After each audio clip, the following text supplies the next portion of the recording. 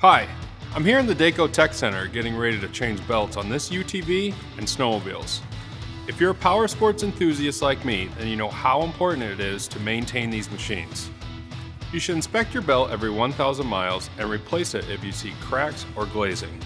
Stick to the OE recommended change interval because the belt drive can generate massive amounts of heat and really take a beating from off-road terrain. That's why we design our products to the highest performance level. Our CVT belts are made with a special compound loaded with fiber technology that increases resistance to compression and heat. It also reduces belt wear. These CVT belts offer high performance so you can enjoy your sled or UTV longer. It's important to know that all CVT belts need to be broken in. If you try to install your belt without breaking it in, you'll damage the belt and find yourself right back in the garage or stuck along the side of a trail. So, here's Dayco's recommendation for proper installation. Choose a belt that meets OE specifications. This particular belt is the exact replacement for this UTV. It's super important that all specs match up so the belt fits and functions perfectly. Then, be sure your clutch is aligned according to the OE specs. Wipe your clutch sheaves with a clean rag and alcohol to remove debris and residue.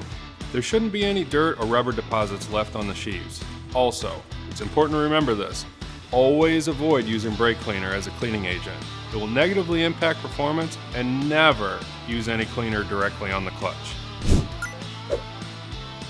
When it's time for installation, be careful not to twist or bend the belt backwards too forcefully. It can lead to premature breakage.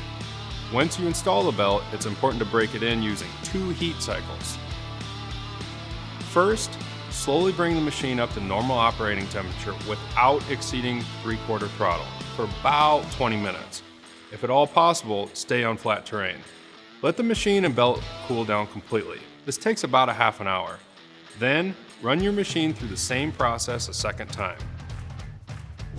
Lastly, make sure to check the belt height according to the owner's manual. After that, your ride and the belt are ready to go.